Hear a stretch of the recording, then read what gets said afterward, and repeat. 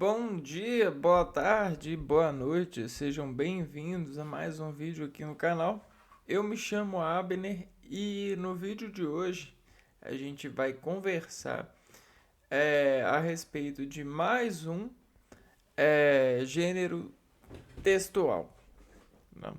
A gente, a gente tem visto aqui no canal os tipos, dentro dos tipos de texto, né?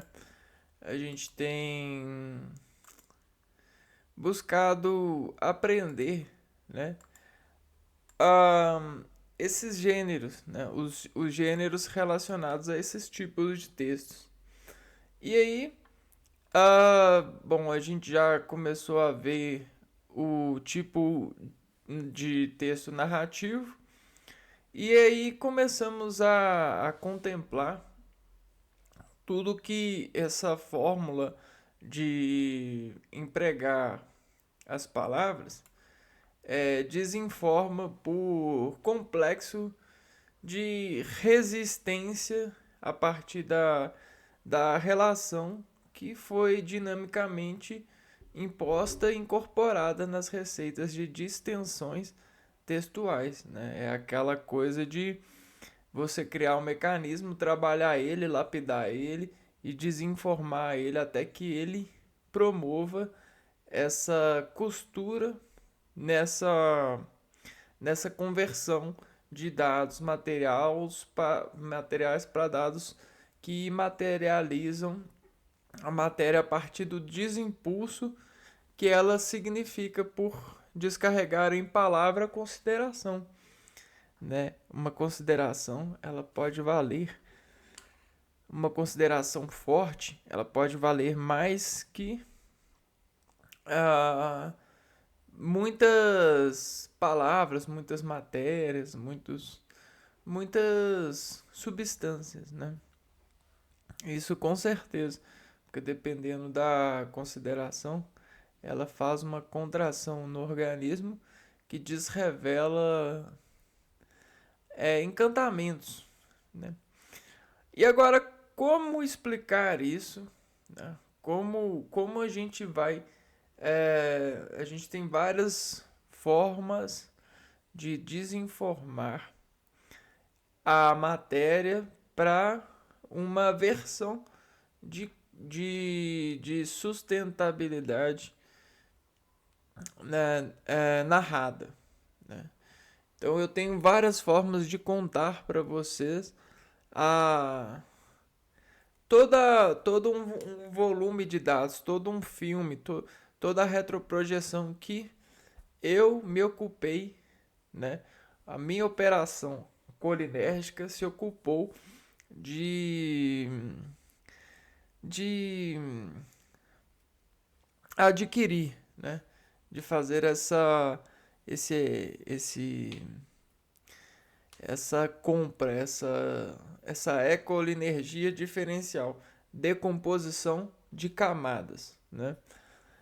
E aí, como que eu vou contar? Eu preciso de me organizar para recompor o estado colinérgico dessas matérias que eu decompus na imaterialidade da decomposição, que me fez associar das palavras um percurso lógico que desinicia uma cadeia de descontrair esse plano.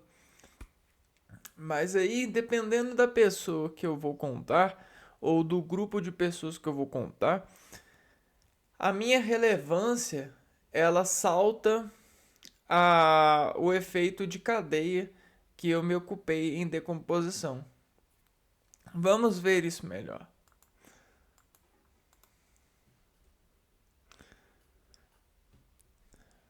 Ó, a arte de se ocupar, a arte de se ocupar de comportando o ambiente na integração de ser um retroprojetor do meio. O que isso quer dizer? Quer dizer que é o seguinte, né? Nós sempre estamos no meio de um ambiente, né? Uma vez que, né, a gente sempre está em um local e a gente está nesse local. E aí tudo que está dentro desse local, dentro desses limites para nós, tem vetores assim, ó. Tem vetores de universos.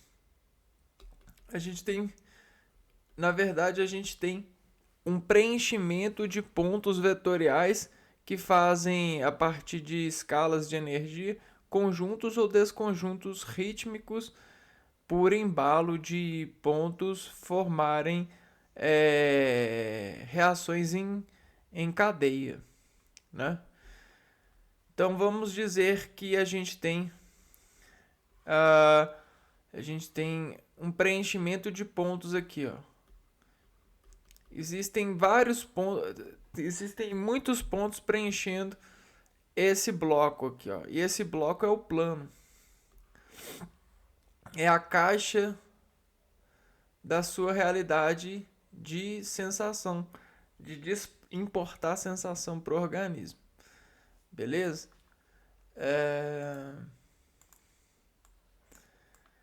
Tá. E aí nessa caixa de pontos, o que acontece? Nós temos a caixa de pontos. Então, esse bloco aqui, ó, ele representa a conexão da superfície do seu contato. E ele sempre vai ser um bloco ou procurar ser um bloco por matemática. Isso aqui, ó, é o seu universo. Isso representa o seu universo. A sua conexão. E quando você quer descontar isso, quando você quer abrir a caixa, e colocar para fora, né? Você tem opções de colocar opções de colocar para fora. Por quê?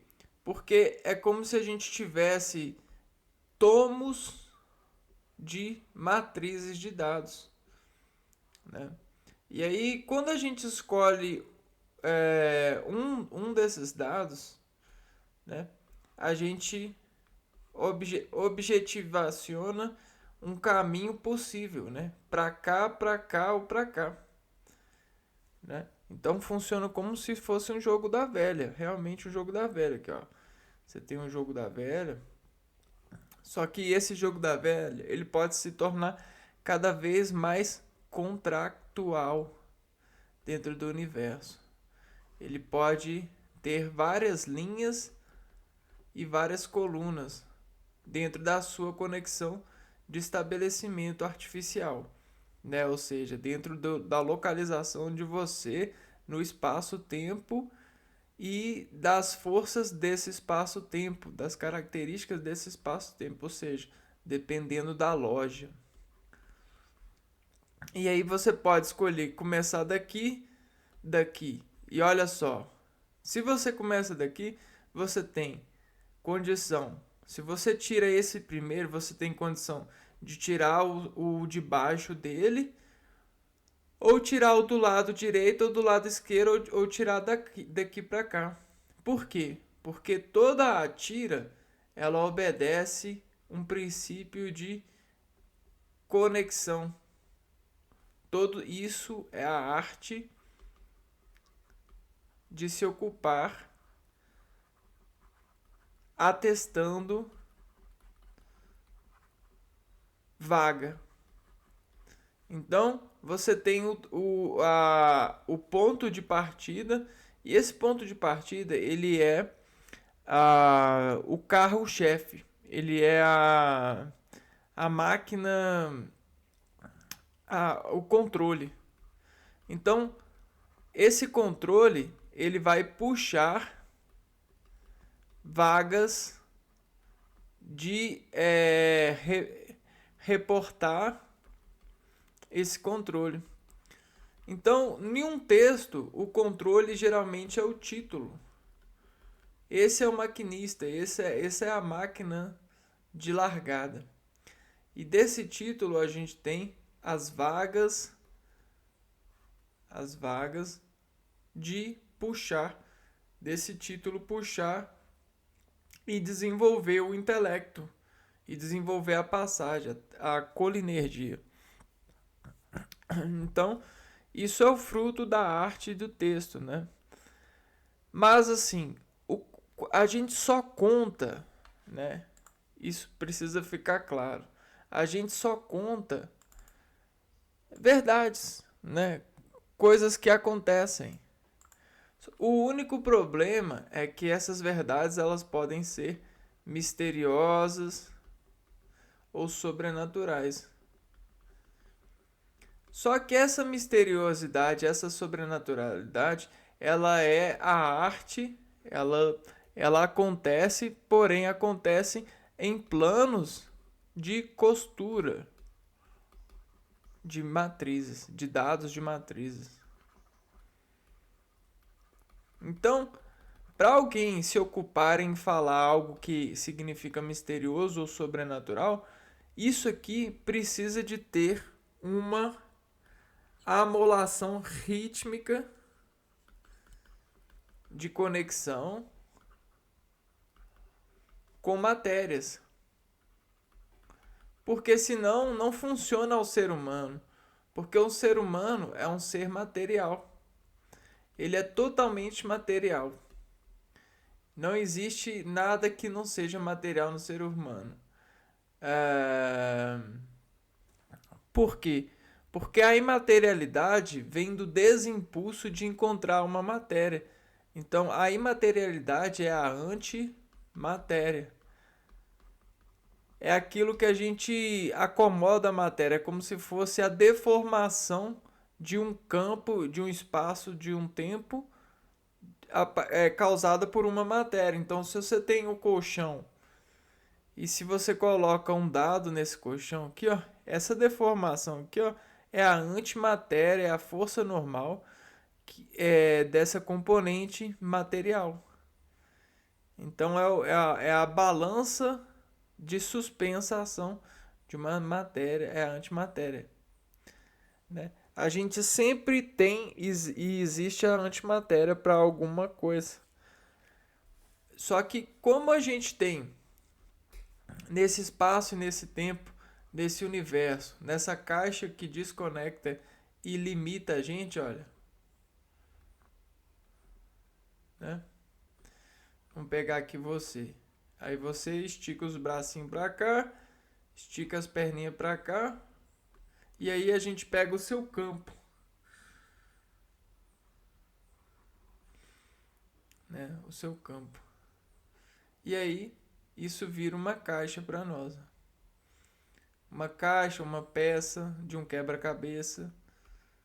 Peça, caixa. Então você é uma peça de um quebra-cabeça, mas quando você vai descontrair, você busca formar caixa, porque você completa um campo, né? Uma forma de contar.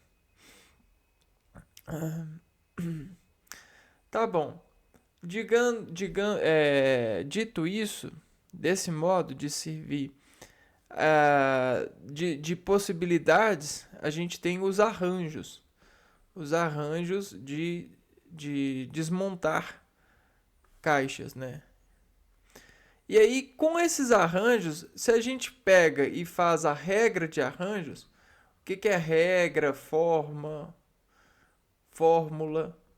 O que isso vai me dizer? Que vai me dizer que eu não posso simplesmente descontrair a caixa para poder informar de qualquer jeito. Eu tenho regras.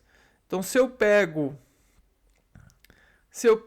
um aqui, esse um que eu peguei vai me desinformar, vai me desafiar, vai me desregrar quais são meus possíveis, quais são as possíveis formas de tirar o próximo.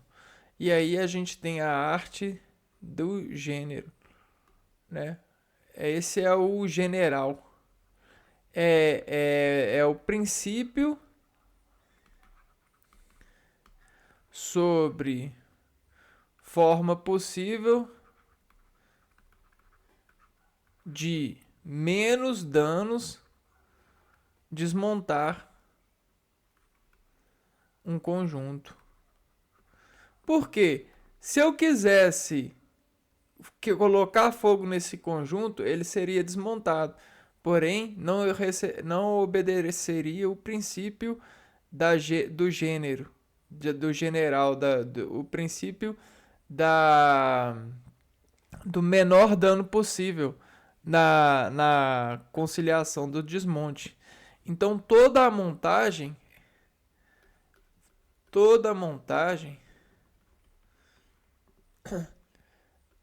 ao desmontar, faz uma narrativa.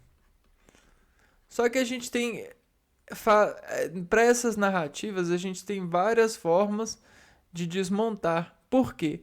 Porque a montagem ela define a forma. Então você pode montar por escalas matemáticas, né, por em escalas geométricas, por escalas de unidades de medidas de interferências de volumes de dados materiais. Você pode desmontar de várias formas, né, um maquinário. E aqui a literatura ela segue essa eficiência de trabalhar as matérias, né? Ela extrai isso da composição de elementos da natureza, madeiras, que ao instalares conseguem entregar produtos, conseguem entregar generosidades aos homens. Bom, então todos esses gêneros aqui, ó, textuais, que referem-se ao conjunto de narrativa, né, de textos narrativos que trabalham para narrar acontecimentos, eles desempregam montagens que aprofundam o benefício para descontrair, para descontar a caixa de ajuntamentos de experiência da vida. Porque nós, a nossa maior significação em vida é o ajuntamento de vida, né? Nós vamos ajuntando na vida as experiências e queremos contá-las depois. A gente quer se abrir como uma rosa, né? E aí a gente começa a praticar essa abertura, né?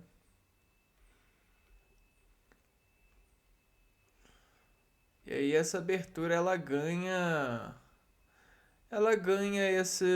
essas notações,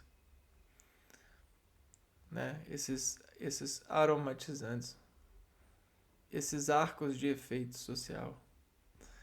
Por quê? Porque se a pessoa escuta você e ela entende você, ela consegue é, extrair seguranças, e a sociedade com mais segurança é uma sociedade mais livre. Então a liberdade ela passa desse perfume de segurança que foi desinformando a partir dos bons exemplos de desmontar os seres nessa prática de distrações. É claro que nem tudo são flores, mas o português e a arte da gramática ela tenta aplicar fundamento para que as flores de cada um possam se expressarem dentro dessas sequenciações. E aí o gênero que a gente vai falar hoje é a lenda. E por que eu falei nessa questão? Porque o relacionamento dos seres humanos com as matérias, né, são adversativos, né? Um ponto num universo, no espaço-tempo, não pode ocupar dois pontos, né, em um universo, no espaço-tempo, não podem ocupar o mesmo espaço, o mesmo tempo. E esses dois pontos, eles causam diferenciação em algum grau e algum motivo, em alguma empreendimento. Então, qualquer ponto no espaço-tempo, por menor que seja, ele é lido. E só que dentro desses conjuntos de pontos, né, dentro dessa lenda,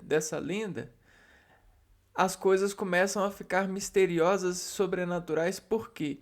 Porque os efeitos desses pontos, às vezes nós não temos capacidades para contar, a gente não tem ciência para desmontar, ou às vezes as pessoas que a gente quer contar não têm condição de entender que o mistério, o sobrenatural, ele parte do preenchimento de pontos que a gente não consegue contar, mas estão lá ajudando na interferência. É igual aquelas conversões, né? Nenhuma conversão de energia, a lei da termodinâmica diz, você não consegue converter energia com 100% de eficiência. Toda eficiência em conversão tem uma loja misteriosa, um lado sobrenatural que impede. Só que na arte do conhecimento dessa impedância, a gente sabe que são esses pontos no universo, no espaço-tempo, são essas trocas, são essas mudanças que dizem sobrecarregam a eficiência da troca. E aí a mesma coisa acontece para um ser que quer desenflorescer o seu passado no presente, um ser que quer marcar o presente com com traços do passado, né? E a lenda, ela ela auxilia o conjunto de pessoas que querem marcar o presente com os traços do passado, porque o passado ele sempre uma resolução de elevar a segurança para o presente. A gente só tem o dado de perfume, o dado sensível, o dado sensitivo de segurança no presente, porque a gente colhe do passado. Leis, regras, modelos, formas. Então esse dado sensitivo que você vê no seu pai e na sua mãe, todo desinformado, é graças à marca que os nossos descendentes buscaram desinformar nesse presente, para que eles pudessem imitar, para que eles pudessem ler e rendar-se e desenvolverem essa segurança. Só que é muito misterioso e é muito sobrenatural a pessoa ser tão segura assim. Só que como a gente faz essa lenda, essa imitação de comportamento, a gente sobressai bem seguro com essa questão de segurança.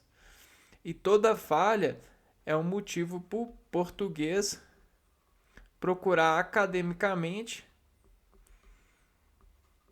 a reforma para garantir que as pessoas de hoje, para garantir que o hoje conte certo os dados armazenados, que vão ser armazenados.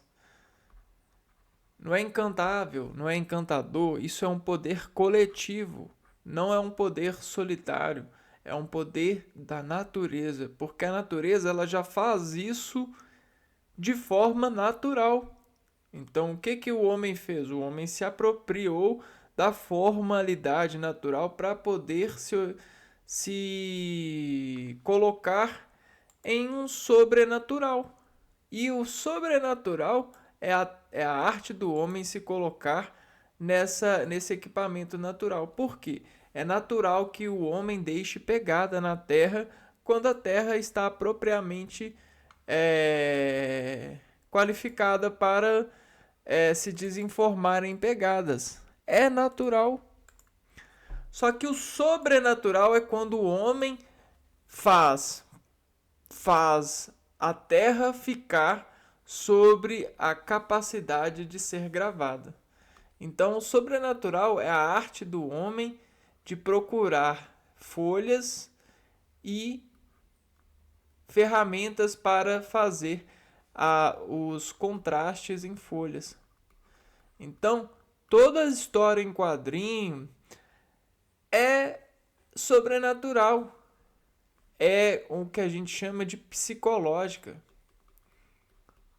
E é a tentativa de narrar a psicologia da natureza de um ser sob padrões sob padrões textuais.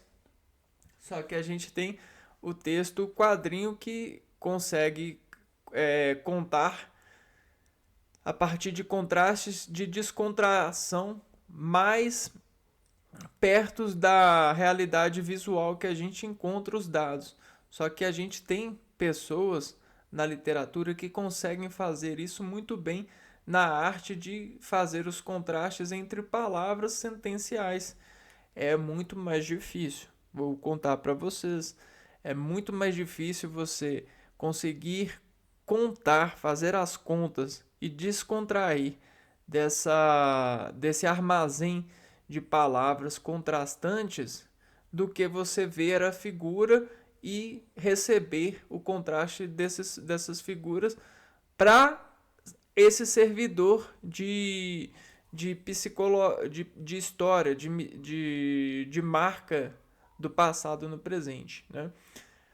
Porém, existem os leitores de quadrinhos que conseguem pontuar as dificuldades desses traços e redesenvolver o contraste com um sobressair maior a partir da navegação entre as camadas de traços. E ao mesmo tempo a gente tem isso com as pessoas literadas. Né? Por que isso é possível? Isso é possível porque a gente tem é, essas regras de desmontar essas caixas. Então, por que essas regras são importantes? Regras, porque as regras elas colocam tudo em caixas e essas caixas, ao serem abertas, elas podem ser comparadas comparadas. E aí essa comparação gera o tal efeito. E esse efeito ele pode ser ele pode ser julgado estatisticamente, né? E aí a gente tem o sucesso, né? A colocação desse sucesso, a revelação. Então você tem a Bíblia, você tem muitas literaturas, você tem muitos quadrinhos, você tem muitas coisas que são sucessivamente reveladas, porque elas têm dentro desse ajustamento de regras, de desinformar esses planos imateriais na capacidade da gente materializar e seguir em frente, seguir contente, eles têm uma boa retenção de, de crédito na sociedade. Então, muitas escolas elas não abrem mão desses artistas que revelam, né? Elas fazem questão de colocar na grade sentencial do descomportamento de saber dos seus alunos, dos seus regentes, porque elas acreditam no efeito, né? Então a gente tem os autores que alcançaram a luz do sucesso da revelação porque eles têm muita efetividade, né, na consultoria. Eles não são o mais certo, né? A palavra deles não é a mais certa, porque isso não existe. O que existe é o julgamento coletivo. E aí o julgamento coletivo decide se esse Jesus aqui vai renascer, ele vai ser sucessivamente revelado ou não. Ou ele vai ser só uma história de época, vai ser só uma cosquinha, né, num dado momento. Então esse é o tal do arco e flecha, do arquivo que flecha a sociedade. E lendas, então, vamos lá. Vamos pegar aqui, ó. Lenda. Uma lenda é uma narrativa que mistura fatos reais e imaginários, né? Então é aquele desenvolvimento ah, de extrair defeitos, né? Com o objetivo de explicar acontecimentos misteriosos ou sobrenaturais. Então, para não, você tem várias formas de decompor mensagens. Você tem formas fiéis, formas que seguem a. Olha só, você tem o frame da rima de conta, né? Você tem a régua aqui, e nessa régua você tem a unidade de despartilhar a rima de acontecimentos. E isso é feito pela narrativa e estrutura que é confeccionada, né? Porque existe esse parâmetro, essa resolução. E aí, como dependendo dos dados que a pessoa quer contar, esses dados podem ter profundidades diferentes. Então você tem essas questões aqui, ó, de profundidade.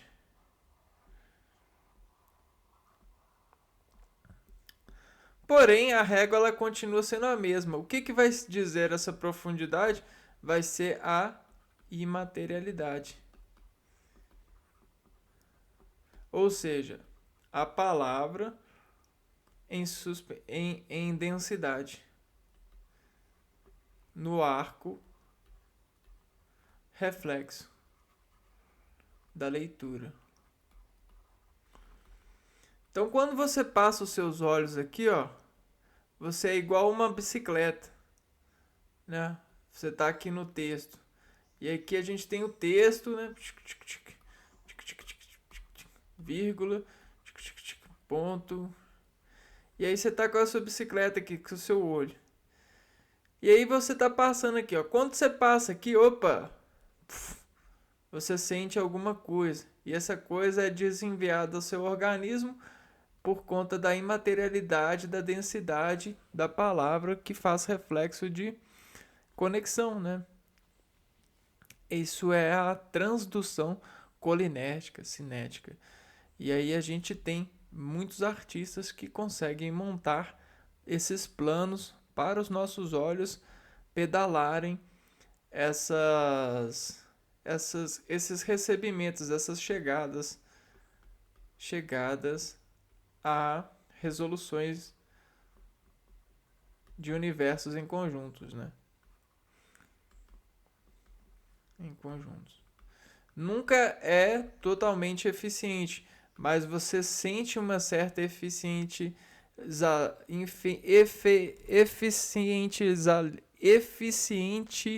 alienação. Por quê? Porque você começa a fazer parte do universo de pessoas que têm contato com determinada obra. Então isso aumenta o seu leque de desuniversistar com pessoas que são consumidoras desses tipos de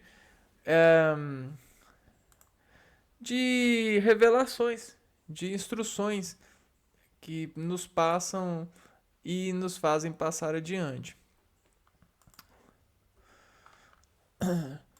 Agora a gente vai entrar numa coisa que é muito famosa aqui no Brasil, né?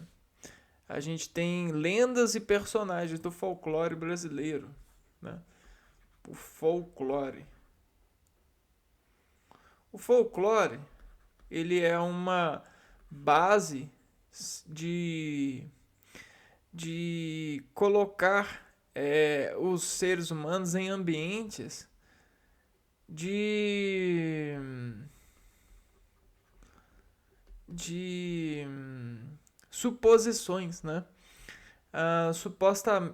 Isso suposiciona os seres ao contato com o folclore a imaginarem esses personagens e até mesmo encontrarem eles em resoluções de imagens na sociedade, né? Por quê? Porque esses personagens, eles, eles são repartições da administração dos seres que dizem olhar para os seres e ajudar a, a informar, a informar os seres que, que estão aprendendo sobre os seres, né? Então, esses personagens do folclore brasileiro são todos nós. Pode ser eu em dada perspectiva de algum leitor, pode ser você em dada perspectiva de leitura.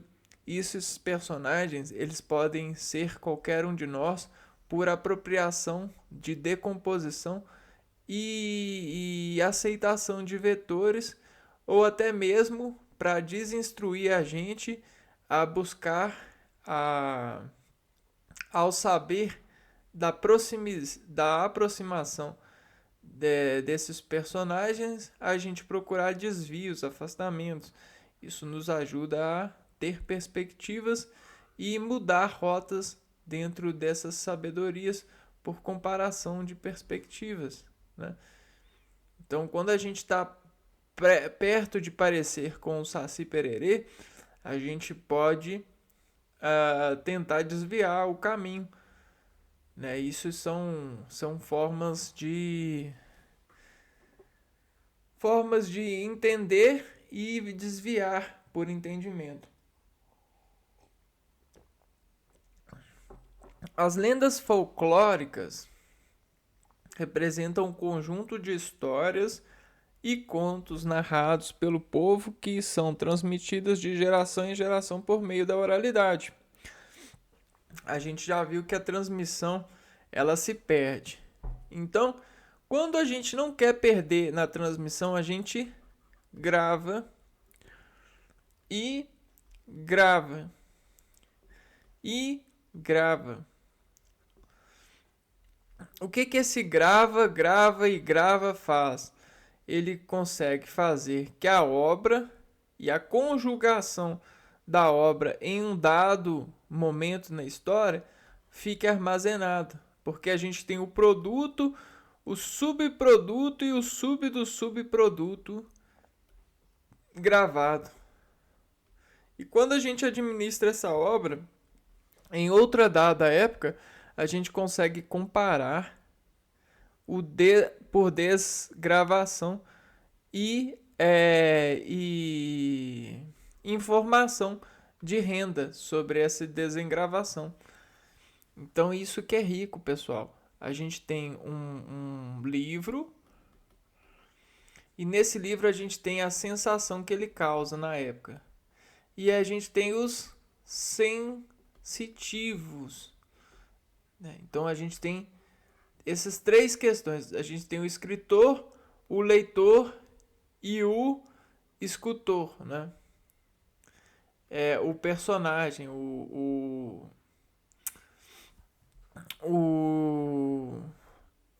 o ator. Ator, leitor e escritor.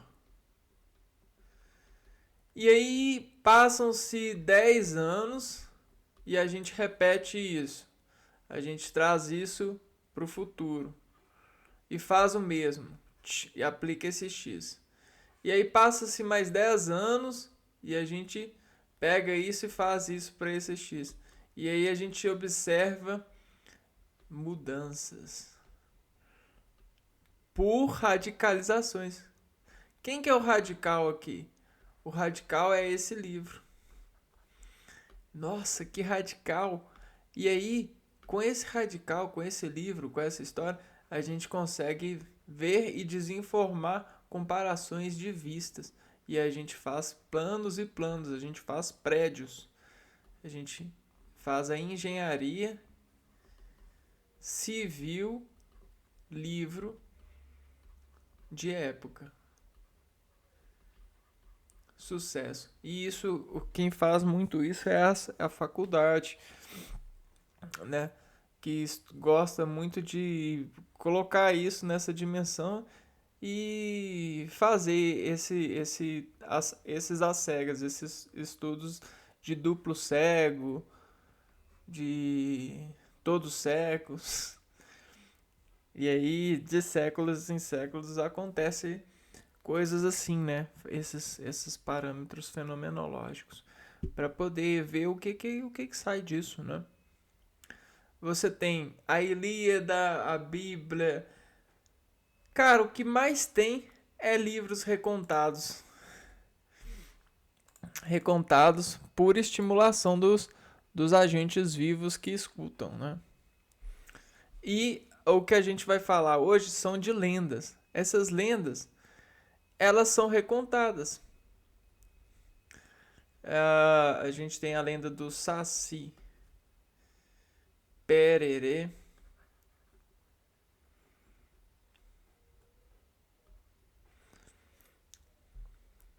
Esse camarada aqui, ó. E ele pode assumir várias formas, né? Só que geralmente ele é assim, ó. Ele é sem uma perna, fuma cachimbo, ele é de pele negra e ele sai rodopiando, né? Ele tem a capacidade de... Ó, nome de origem Tupi-Guarani.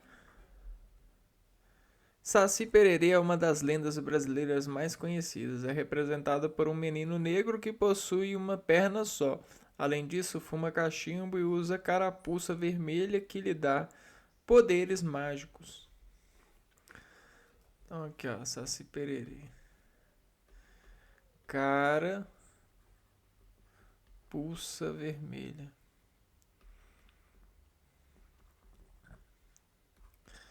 Poder mágico.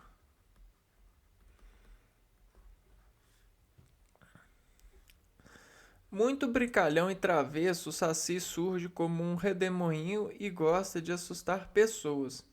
Embora o Saci Pererê seja o mais conhecido, existem três tipos de Saci: o Pererê, o Triquê e o Sakura. Né? Então a gente tem dessa lenda, a gente tem até mais, né? Pererê vem da língua tupi, língua de índios. E olha só, tudo isso que a gente falou se tornou uma lenda. Por quê? Isso é uma informação com um plano, de fazer as pessoas, ao escutarem, tangenciarem essa conta para desencontrar sobre decomposição todas essas peças na realidade, né? Poder mágico, carapuça vermelha de poder mágico, surge no redemoinho, isso e isso, né? Lenda do Curupira.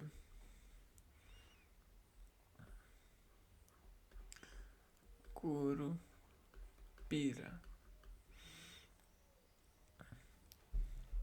Personagem travesso do folclore brasileiro, o Curupira é a representação de um menino com cabelos vermelhos e pés virados para trás. A origem do nome é tupi-guarani e significa corpo de menino.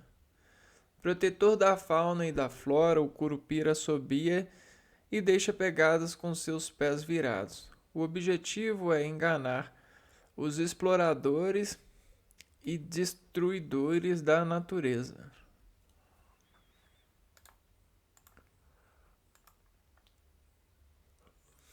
É. Aqui, ó, um engenheiro de de, de ações na natureza, né?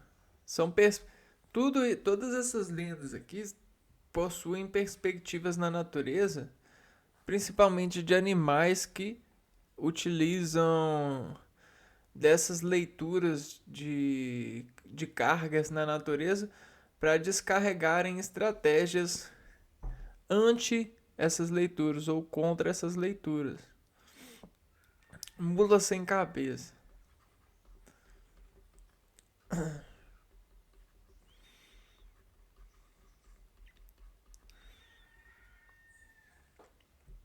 A mula sem cabeça é um monstro de folclore brasileiro que se manifesta quando uma mulher namora um padre. Por maldição, ela é transformada em mula.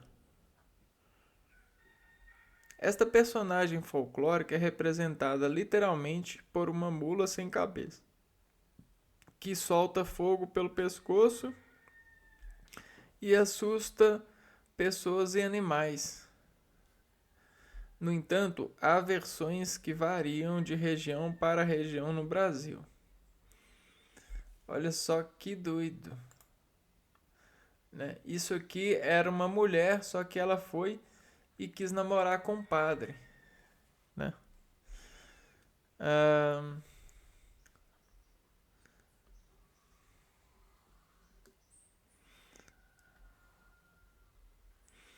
lobisomem.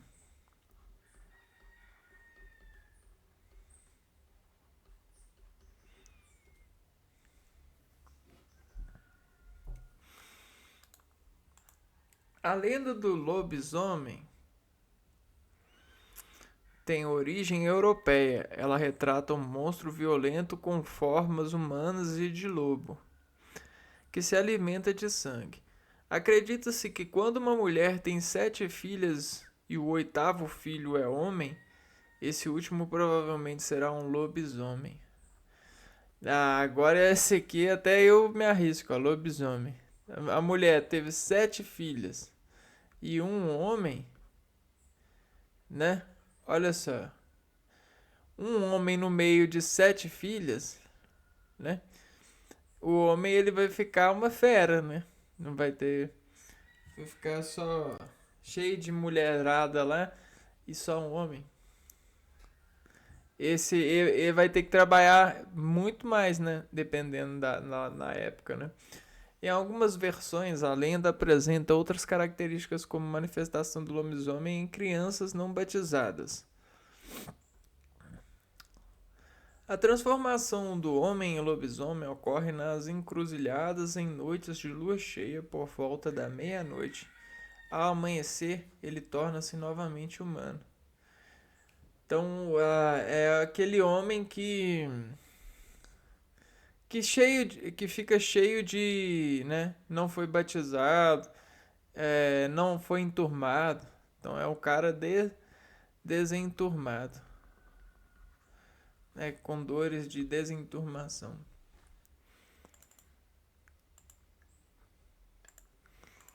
Vamos lá. Lenda do Boitatá.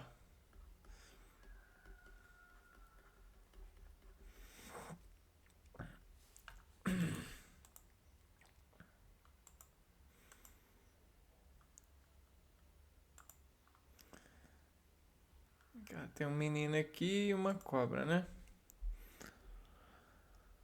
O Boitatá é uma lenda folclórica conhecida em outras regiões do Brasil pelos nomes Boitatá, Baiatatá, Bitatá e Batatão. Na língua indígena tupi-guarani significa cobra de fogo. Esse personagem folclórico é representado por uma grande serpente de fogo que protege os animais e as matas. Originalmente foi encontrado num texto do século XVI do jesuíta José de Anchieta. Sua narrativa sofreu muitas modificações ao longo do tempo, de modo que existem diversas versões conforme a região do país.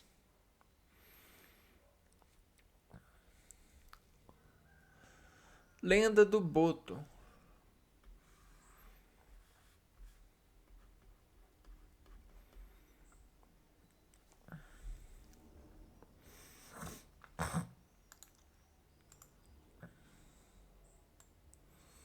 A lenda do Boto é originária da região amazônica, sendo também conhecida pela denominação Boto cor-de-rosa ou Uauiara.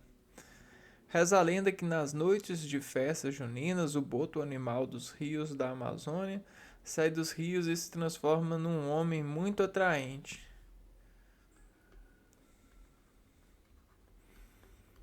Rosa. Seu objetivo é atrair e seduzir as mulheres para levá-las ao fundo dos rios e acasalar. Por este motivo, a cultura amazônica costuma afirmar que o boto é o pai de todos os filhos de origem desconhecida, né? Pai dos filhos de origem desconhecida.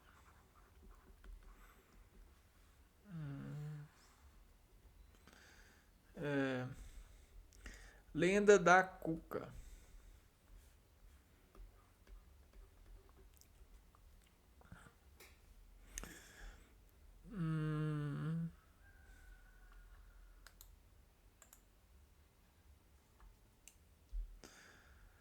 De origem portuguesa, a lenda da Cuca está associada muitas vezes com o bicho-papão.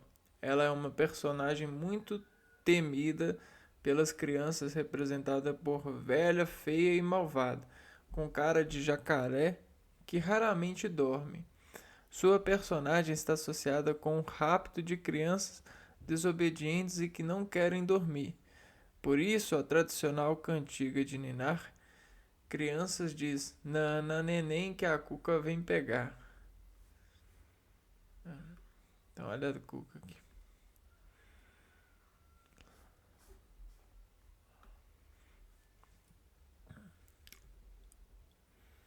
Negrinho dos Pastoreiros.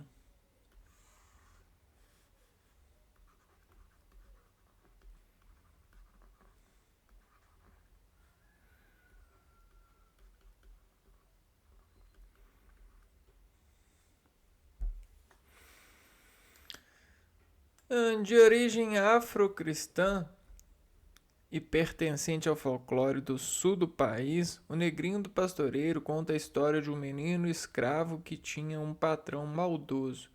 Quando foi pastorear os cavalos, acabou por perder um cavalo baio. Depois de ter sido violentamente agredido pelo fazendeiro e jogado num formigueiro, o Negrinho do Pastoreiro aparece sem marcas no corpo. Ele surge ao lado da Virgem Maria e monta no cavalo baio. Muitas vezes as pessoas que perdem algum objeto acendem uma vela e pedem para o negrinho os ajudar a encontrar. Vamos ver aqui.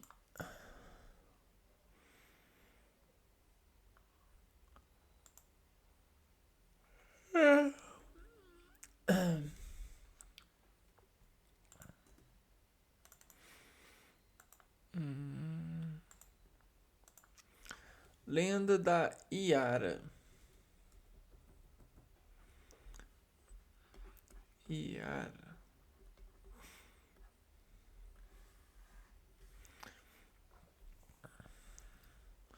Conhecida como Iara ou Uiara, a lenda da Mãe da Água é de origem tupi.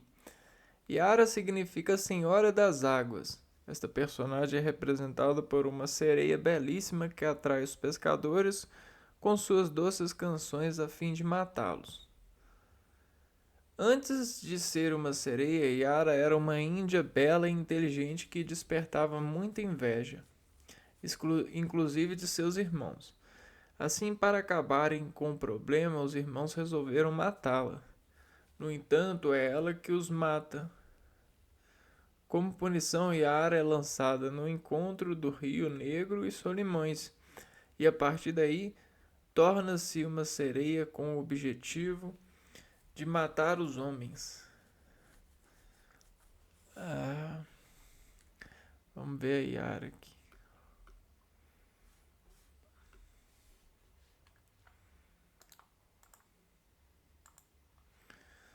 Hum, é. E aqui a gente tem uma parte com outras lendas populares do Brasil. Além dessas, há outras lendas que fazem parte do folclore brasileiro. Lenda do Acutipupu, criatura que ora é homem, ora é mulher, com corpo masculino, fecunda mulheres que têm meninos valentes, enquanto com o corpo feminino dá à luz a belas meninas. Lenda do Arro, monstro parecido com uma ovelha que devora as pessoas, especialmente os indígenas que fugiam das missões jesuítas para regressar às suas aldeias. Vamos ver se tem imagem, né? Acutipupu. Aqui, ó, tem imagem. Acutipupu. Ora se torna homem, ora se torna... O arro, vamos ver...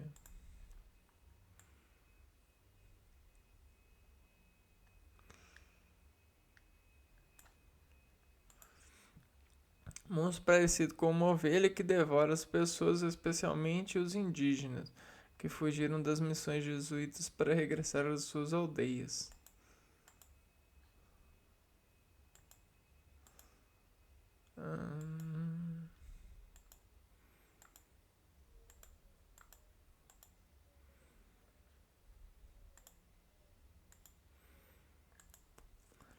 A lenda da Alamoa.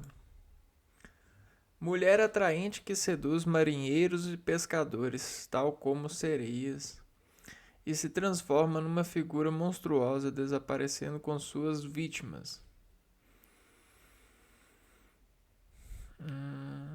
Alamoa.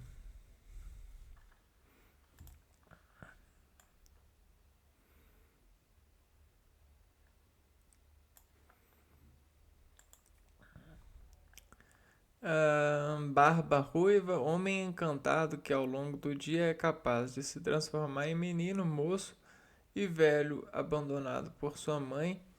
Ele foi acolhido por Yara.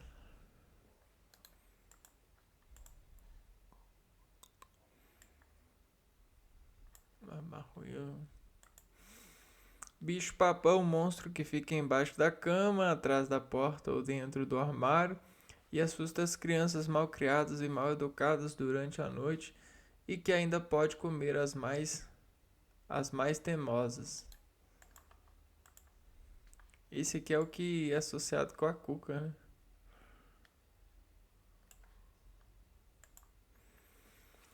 Bradador.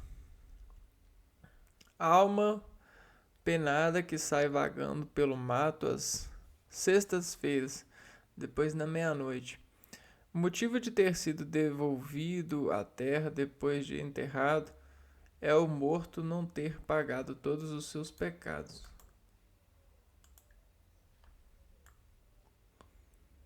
Aqui, ó, bradador. Caipora, criatura, homem ou mulher que é protetora dos animais e das florestas. Além de assustar os caçadores com uivos altos, ela os distrai com pistas falsas, fazendo eles se parecerem na floresta. Se perderem na floresta, né?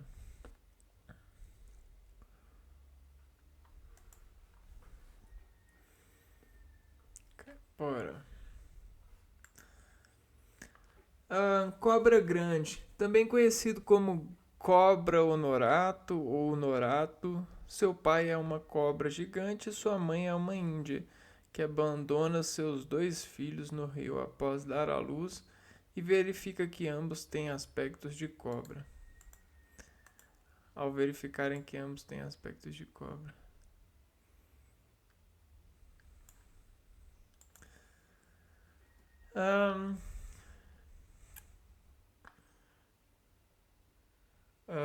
Corpo seco.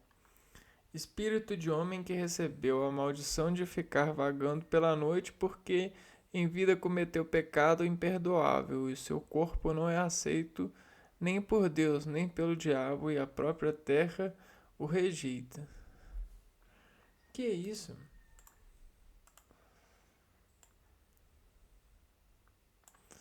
Corpo seco. Lenda do Guaraná. Os olhos de um índiozinho muito estimado na tribo foi plantado a fim de que nascesse uma plantinha que desse energia às pessoas, dando origem ao Guaraná. O menino tinha sido morto pelo invejoso deus da escuridão. Lenda do Jurupari. Deus da escuridão visitava os indígenas durante o sono para provocar pesadelos. Em outras versões da lenda Jurupari, há um legislador de povos indígenas que ao nascer revelou que traria leis aos homens.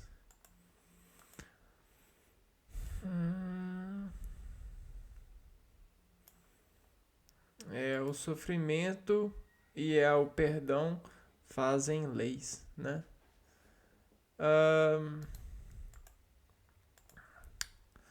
Só alguém, né?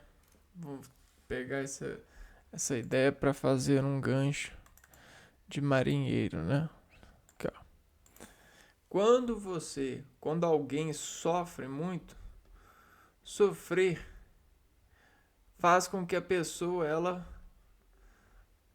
ela faça assim, ó. Essa frequência fica bem reconhecida nessa pessoa, porque é igual uma cobra que se instala na vida da pessoa. Não só se instala, mas a enforca. Isso é sofrer. Sofrer é isso mesmo, ó. Você tem isso aqui, ó. E a rima, a onda não é vista assim, ó.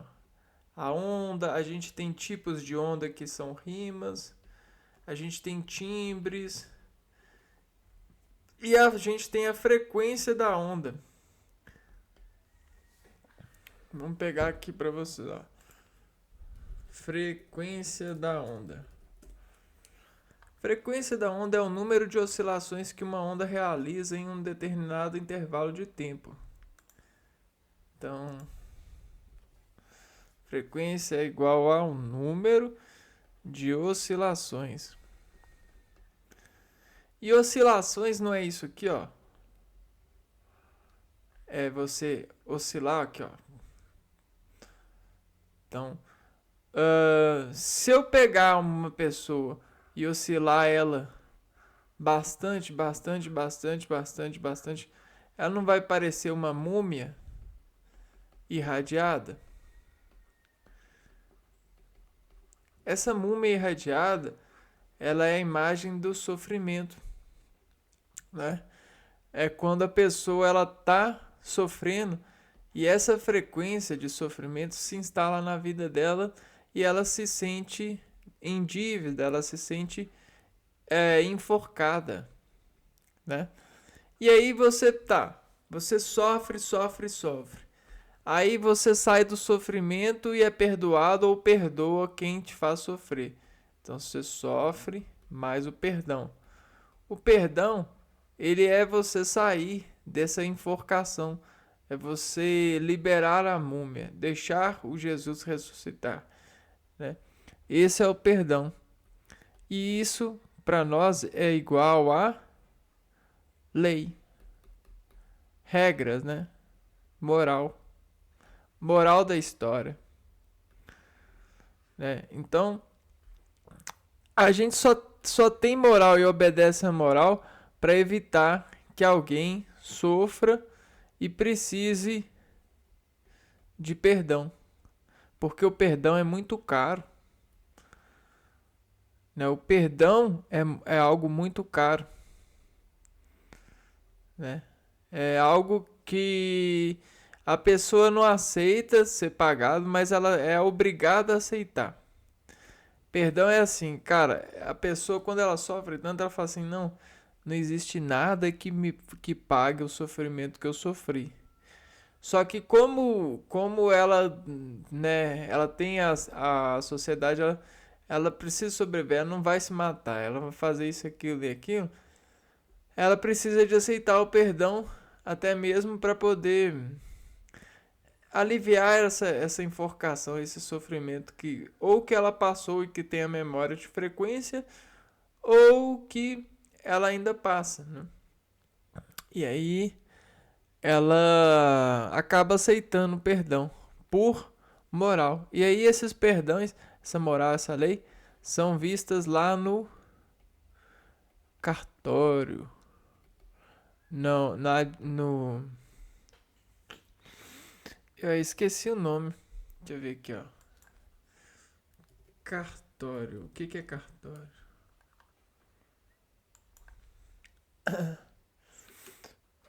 Vamos ver. Aonde ocorre julgamento?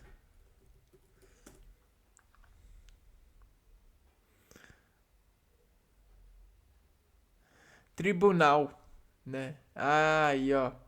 É no tribunal. Então,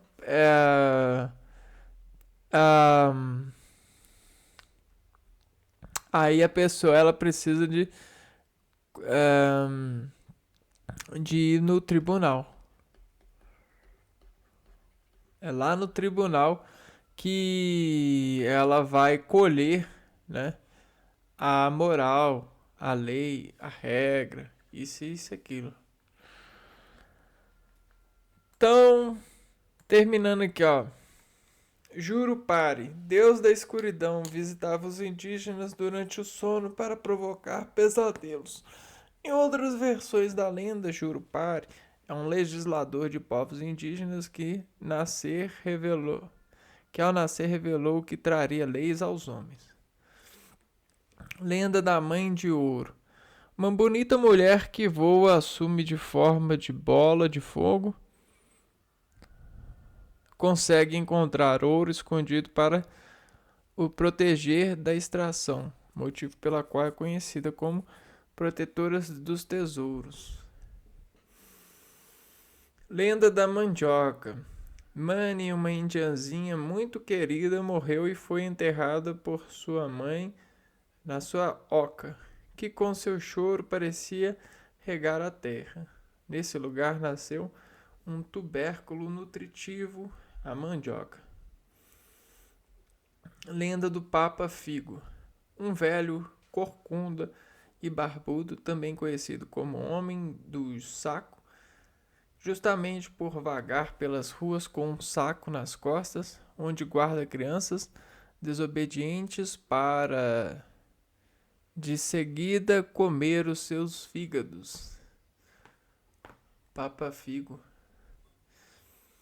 Lenda da Vitória Régia. Uma índia que se apaixonou por Jaci, o deus da lua esperava por ele todas as noites.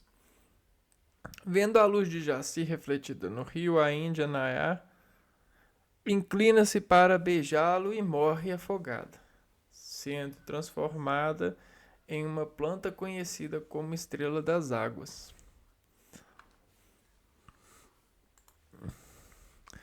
Então tá vendo? Muitos pontos nesses universos. A ciência a não conseguiria abrir a caixa de revelação de informações.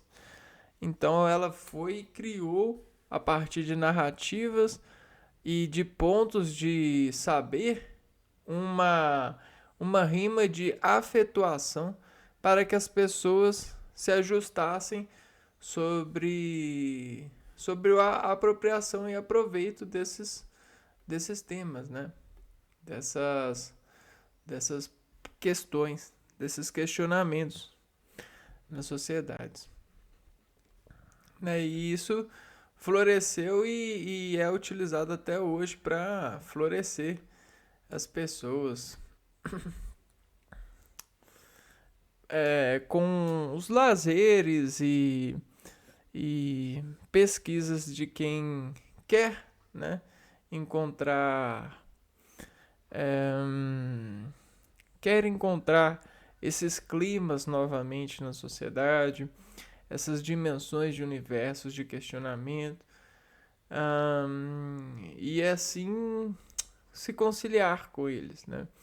Esses são arcos de conciliação na cultura de desproduzir artifícios para revelar aos poucos, a partir de desafios e de suspensações de qualidade de imagens, a razão e a adequação dos seres em decompor esses arcos narrativos e se associar neles na história moderna, na aparência das pessoas que eles vão e encontram no caminho sobre aparências, né?